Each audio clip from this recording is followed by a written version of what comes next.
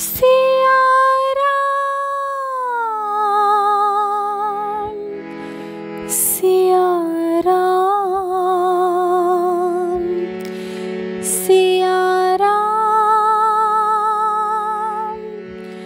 सिया राम, सिया राम, सिया राम। श्रीमद् वाल्मीकि रामायण के अयोध्या कांड का 20वां सर्ग। राम का कौशल्या के भवन में जाना और उनको वनवास की बात बताना। जिस समय श्री राम कैकई के महल से बाहर निकलने लगे, उस समय उन्हें अंतःपुर में रहने वाली राज महिलाओं का विलाप सुनाई पड़ा। वे कह रही थीं कि रामचंद्र पिता की आज्ञा के अनुसार ही अंतःपुर के आवश्यक कार्यों में संलग्न रहते हैं। वे ही आज वन को जा रहे हैं। लगता है हमारे महाराज की बुद्धि खराब हो गई है। अब इस भयंकर आर्तनाद को महाराज दशरथ सह न सके और लज्जा से अपना मुंह बिछौने में छुपा लिया। इधर रामचंद्र जी अपने भाई लक्ष्मण के साथ माता के अंतःपुर में गए। वहां उन्होंने दरवाजे पर एक पूजित बूढ़े मनुष्य को बैठे हुए देखकर उसके साथ दूसरे और भी मनुष्य बैठे हुए दिखलाई दिए। तत्पश्चात कई सीढ़ियों को पार करके वे महल के भीतर गए। उस समय कौशल्या पुत्र की मंगल कामना के लिए भगवान विष्णु की पूजा कर रही थीं। श्री राम जब अंतःपुर में पहुँचे तो माता को हवन कराते देखा। उन्होंने सफ़ेद साड़ी पहन रखी थी और व्रत के कारण अत्यंत दुर्बल हो गई थीं।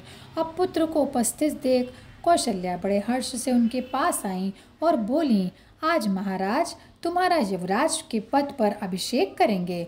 इस पर श्री राम अत्यंत विनय युक्त वाणी से बोले, देवी, इस समय मैं जो बात आपसे कहने जा रहा हूँ उससे सीता और तुम्हें दोनों को बहुत दुख होगा, किंतु कहना ही पड़ेगा। अब मुझे दंडक वन जाना है और वहाँ 14 वर्ष तक निवास करना है। मेरी जगह युवराज का पद भरत को प्राप्त हो रहा है। इस अप्रिय बात को सुनकर कौशल्या शोक करती हुई पृथ्वी पर गिर गईं। अब श्री राम ने सहारा देकर उन्हें उठाया और उनके अंगों की धूली पहुँची।